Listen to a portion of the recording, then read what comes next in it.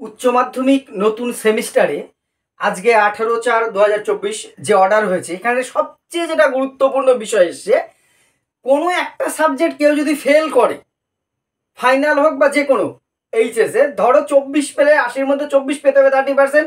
কোনো একটা শিক্ষার্থী এডুকেশনে 12 পেয়েছে কিন্তু সে দর্শনে পেয়েছে 50, সেক্ষেত্রে অটোমেটিক তোমাকে কিছু করতে হবে না। তোমাকে পাস করার জন্য 24 পাওয়ার দরকার ছিল, দর্শনের থেকে 12 নম্বর কেটে অটোমেটিক এডুকেশনের সাবজেক্টে যোগ হয়ে তাকে পাস করিয়ে দেওয়া হবে। অর্থাৎ কোনো একটা সাবজেক্টে যদি ফেল করে, অন্য সাবজেক্টগুলো যদি সে পাস করে, সবচেয়ে বেশি নম্বর যে সাবজেক্টে পেয়েছে সেখান থেকে নম্বর সে ফেল করা সাবজেক্টে ক্রেডিট করে তাকে পাস করে দেবে। এরকম আরও কিছু অদ্ভুত নিয়ম খুব নতুনভাবে সংযোজন করা হয়েছে আজকের ভিডিওতে।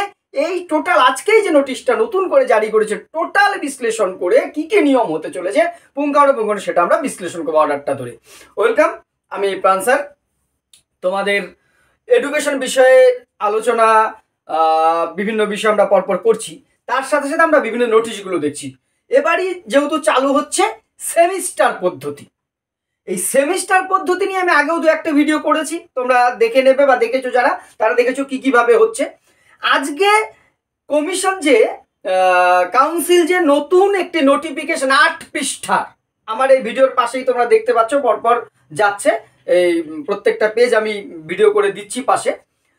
সে 8 পৃষ্ঠার একটি নোটিশ জারি করে জানিয়েছে টোটাল কি কি নিয়ম নতুনভাবে চালু হতে যাচ্ছে সেমিস্টারে।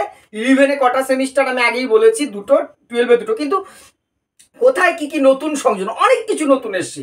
প্রথম কথা হচ্ছে, যেটা আগেও বলেছি, যে 11-এ দুটো সেমিস্টার থাকবে, এটা আমরা সবাই জানি।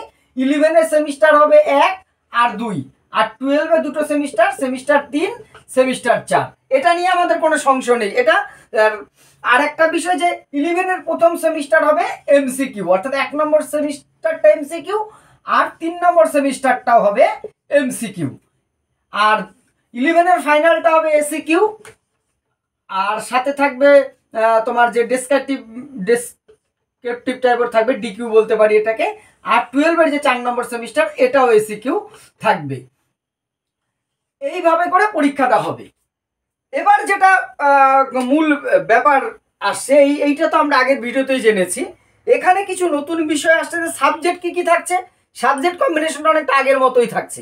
দুটো তোমার যে ল্যাঙ্গুয়েজ, এবারে কিন্তু সে আগের মতোই থাকছে, একটা ফার্স্ট ল্যাঙ্গুয়েজ আর একটা হচ্ছে একটা এফএল আর একটা এসএল। এফএল মানে হচ্ছে ফার্স্ট ল্যাঙ্গুয়েজ, এসএল মানে হচ্ছে সেকেন্ড ল্যাঙ্গুয়েজ, অর্থাৎ মাতৃভাষা এবং সেকেন্ড ল্যাঙ্গুয়েজ। সাধারণত আমরা যারা বাংলা ভার্সনে পড়ি তাদের মনে করে রাখো ফার্স্ট ল্যাঙ্গুয়েজ মানে হচ্ছে আমাদের বাংলা, সেকেন্ড ল্যাঙ্গুয়েজ মানে ইংলিশ থাকবে। কেউ নেপালি ভার্সনে পড়লে তার ফার্স্ট ল্যাঙ্গুয়েজটা হয়ে যাবে নেপালি, ইংলিশটা কম্পালসারি থাকছে। দুটো ভাষা, কেউ ইংলিশ মিডিয়ামে পড়লে তার কিন্তু দুটো ইংলিশ হয়ে যেতে পারে, সেটা আলাদা সাবজেক্ট। দুটো ভাষা তোমাকে কিন্তু পড়তে হচ্ছে। তার সাথে থাকবে কি 3টে কম্পালসারি সাবজেক্ট তোমাকে নিতে হবে, চুজ করতে হবে। এক্ষেত্রে কম্পালসারি সাবজেক্ট যেটা এখনো আছে, তোমার দুটো ল্যাঙ্গুয়েজের পরে তুমি 3টে সাবজেক্ট নেবে। সাপোজ তুমি আজ থেকে সংস্কৃত, এডুকেশন, ফিলোসফি নিলে, অথবা হিস্ট্রি, এডুকেশন আর হচ্ছে জিওগ্রাফি নিলে, এরকম 3টে সাবজেক্ট, প্র্যাকটিক্যাল বা নন প্র্যাকটিক্যাল যে কোনোই হোক, তোমাকে 3টে সাবজেক্ট নিতে হবে। আর এর বাইরে আরেকটা সাবজেক্ট কেউ নিতে পারে, অপশনাল অপশনাল সাবজেক্ট বা ফোর্থ সাবজেক্ট যেটাকে আমরা বলছি। এই তোমার যে এইটা কিন্তু অপশনাল, তুমি চাইলে নিতেও পারো, নাও নিতে পারো। 5টা কম্পালসারি সাবজেক্ট সবাইকে নিতে হচ্ছে। এই হচ্ছে সাবজেক্ট কম্বিনেশন। এইবার অ্যাডমিশন করার ক্ষেত্রে প্রথম সেমিস্টারে অ্যাডমিশন কি করে হবে? প্রথম সেমিস্টার মানে কোন ক্লাস? প্রথম সেমিস্টার মানে হচ্ছে ক্লাস 11, তাই তো? ক্লাস 11-এ অ্যাডমিশন করতে গেলে যেটা বলেছে, দেখতে পাচ্ছ অর্ডারের প্রথম পেজটাতেই যে দেখছো তোমরা হয়তো, যে প্রথম আমাকে এমপি এক্সাম বা ইকুইভ্যালেন্ট কোনো এক্সাম থেকে আমাকে পাস করে আসতে হবে। এমপি মাধ্যমিক পাস না করলে তো তুমি 11 ভর্তি হতে পারবে, এটা খুব স্বাভাবিক ব্যাপার। তোমাকে পাস করতে হবে প্রথম সেমিস্টারের জন্য, ঠিক আছে? এইবার মে মাসের থেকেই সেশনটা শুরু হবে। যে কোনো বছরেরই মে মাস থেকে তোমার প্রথম সেমিস্টারটার সেশন শুরু হচ্ছে।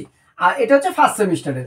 আর সেকেন্ড সেমিস্টারের যে সেশন, সেটার অ্যাডমিশন শুরু হচ্ছে অক্টোবরে। অ্যাডমিশন বা রেজিস্ট্রেশন যাই বলি না কেন, সেটা অক্টোবর থেকে শুরু হচ্ছে, অর্থাৎ সেপ্টেম্বরের মধ্যে তোমার পরীক্ষা ফার্স্ট সেমিস্টার কিন্তু হয়ে যাচ্ছে। সেটা আমি পরে আসছি কবে কবে পরীক্ষা হবে। এই হচ্ছে অ্যাডমিশনের রুলস গেল। আর রেজিস্ট্রেশন করার ক্ষেত্রে একটা গুরুত্বপূর্ণ বিষয় আছে, যে ডেটে কেউ মাধ্যমিক পাস করছে তার যে রেজাল্ট যে ইয়ারে হচ্ছে, তার থেকে 3 বছরের মধ্যেই তাকে কিন্তু ভর্তি হতে হবে 11-এ, নালে কিন্তু হওয়া যাবে না। এবার হওয়া যাবে না উত্তরটা পরে আসছি, কেউ যদি গ্যাপ দেয় কি করতে হবে।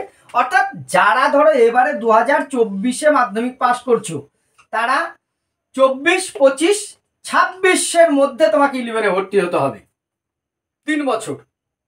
ঠিক আছে, 26 সেশনের পরে কিন্তু নর্মালি কোনো স্কুলে তোমাকে 11-এ ফার্স্ট সেমিস্টারে ভর্তি নেবে না। অর্থাৎ যে ডেটে তোমার পাবলিশড হচ্ছে রেজাল্টটা, সেই ডেট থেকে 3 বছরের মধ্যে তোমাকে প্রথম রেজিস্ট্রেশন নথিভুক্ত করতে হবে। এবার তুমি বলতে পারো যে প্রশ্নটা, যে স্যার কোনো ছাত্র বা ছাত্রী যদি কোনো কারণে অনেকদিন গ্যাপ হয়, সেক্ষেত্রে অনেক কাঠখড় পোড়াতে হয়, কাউন্সিল অফিসে যে স্পেশাল পারমিশন করিয়ে আনতে হয়। আমরা অনেক ক্ষেত্রে করেছি, গতবার আমি একটি ছাত্র নিয়ে অনেক দৌড়েছি এবং সাকসেস হওয়া গেছে। সেটা অনেক কাঠখড় পোড়াতে হয়, তবে নর্মালি কিন্তু যেটা বলেছে 3 বছরের মধ্যে তোমাকে কিন্তু এটা করতে হবে। এইবার হচ্ছে এক্সামিনেশনটা কিভাবে হবে। ক্লাস 11-এর এই যে এক্সামিনেশনটা, সেটা সম্পূর্ণ তোমাকে কন্ডাক্ট করবে নিজের স্কুল। তুমি যে স্কুলে পড়ছো, ভর্তি হয়েছো, সেই স্কুলই তোমার 11-এর দুটো সেমিস্টার, 11-এর দুটো সেমিস্টার, একটা সেমিস্টার 1 আর একটা হচ্ছে সেমিস্টার 2। এই দুটো সেমিস্টার কন্ডাক্ট করবে স্কুল। তার কোশ্চেন স্কুল তৈরি করবে, খাতা সাপ্লাই স্কুল দেবে, তার ইভ্যালুয়েশন স্কুল করবে, সমস্তটাই কিন্তু স্কুল করবে, পুরোটাই। প্রথমটা হবে এমসিকিউ, দ্বিতীয়টা হবে এসিকিউ। এমসিকিউ এর যে ওএমআর শিট, সেটাও কিন্তু স্কুল, কাউন্সিল এক্ষেত্রে কোনো ইনভলভ হবে না।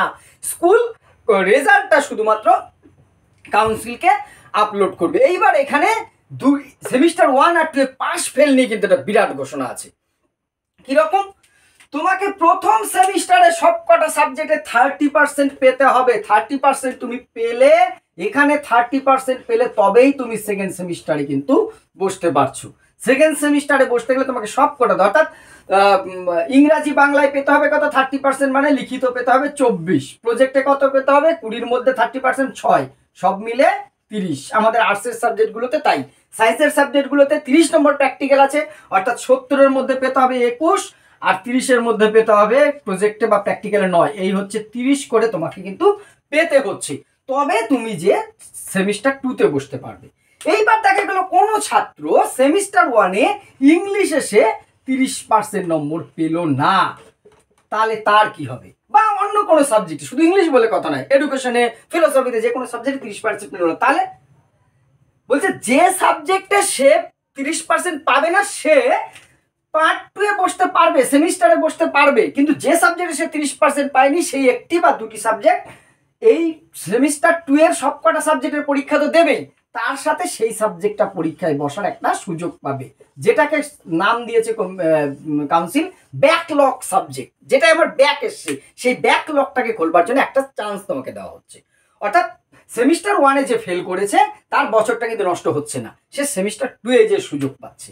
এইবার দেখা গেল সেমিস্টার 2-এও সে যে ডাব্বা মেরে গেল, সে সেমিস্টার 1-এর যে সাবজেক্টে সে 30 পায়নি, 22 পেয়েছিল, সে সেমিস্টার 2-এ যেও সেটা উদ্ধার করতে পারলো না, তাহলে কিন্তু তার এবার ইয়ার নষ্ট হবে। তাকে নতুন করে আবার 11-এ রেজিস্ট্রেশন করতে হবে না, কিন্তু 11-এ নতুন করে আবার তাকে 1 বছর পড়তে হবে, সেম সুযোগ পাবে আবার। এইবার প্রশ্ন হচ্ছে, স্যার সেমিস্টার 1-এ আমি সব কটায় পাস করে গেছি, ব্যাকলগ নেই, কিন্তু সেমিস্টার 2-এ যে ব্যাকলগ এসছে একটা সাবজেক্টে, আমি ইংলিশে ফেল করে গেছি, কোনো ছাত্র সে এখানে 22 পেয়েছে বা 26 পেয়েছে, 30 পায়নি, তাহলে তার কি হবে। তার ক্ষেত্রে ইয়ার নষ্ট হবে না, সে পরের থার্ড সেমিস্টারে যেয়ে কিন্তু এটা একটা স্পেশাল চান্স পেতে পারে, ব্যাকলগটা চান্স। যদি সেক্ষেত্রে সে না হয়, তাহলে কিন্তু সে সুযোগ পাবে না, তার একটা বছর নষ্ট হবে। অর্থাৎ ফার্স্ট সেমিস্টারে ফেল করলে সে থার্ড সেমিস্টারে বসার, সেকেন্ড সেমিস্টারে বসার সুযোগ পাচ্ছে, কিন্তু সেখানে যদি সে অকৃতকার্য হয়, তাকে তার ব্যাকলগ হয়ে আবার নতুন করে তাকে ভর্তি হতেছে, এবং গ্র্যান্ড টোটাল হিসেবে তাকে 30% ওভারঅল সব সাবজেক্ট মিলে পেতে হবে। আর টোটাল গ্র্যান্ড টোটাল যখন কাউন্ট হবে, ক্যালকুলেট হবে, সেক্ষেত্রে কিন্তু বেস্ট 5 ধরা হবে। বেস্ট 5 কিভাবে আসবে, তোমার ল্যাঙ্গুয়েজ দুটো কমন, দুটো ল্যাঙ্গুয়েজের নম্বর বাংলা ইংলিশ আসছে, আর যে 4টে সাবজেক্ট, 3টা কম্পালসারি, একটা অপশনাল, এই 4টে সাবজেক্টের মধ্যে যে 3টেতে তুমি বেশি নম্বর পাবে, সেই 3টে নম্বরই যোগ হবে। আর বাংলা ইংলিশ কমন, তার সাথে যে 3টে, কেউ 4th সাবজেক্টে বেশি নম্বর পেয়েছে, মেন সাবজেক্টে কম পেয়েছে, তার 4টা অটোমেটিক মেন হয়ে যাবে। এইটা কিন্তু আসছে, আরও কিছু বিষয় আছে। এবার আসছি 12-এ। এবার 30% না পেলে তার সেশন তো অফ গেল, নতুনভাবে তাকে পড়তে হচ্ছে। এইবার 12-এ সে উঠে গেল, 12-এ যে দুটো সেমিস্টার 12 এবার থাকছে। 12 কোন কোন সেমিস্টার থাকছে? সেমিস্টার 3 আর সেমিস্টার 4। সেমিস্টার 3 হচ্ছে আর সেমিস্টার 4 হচ্ছে।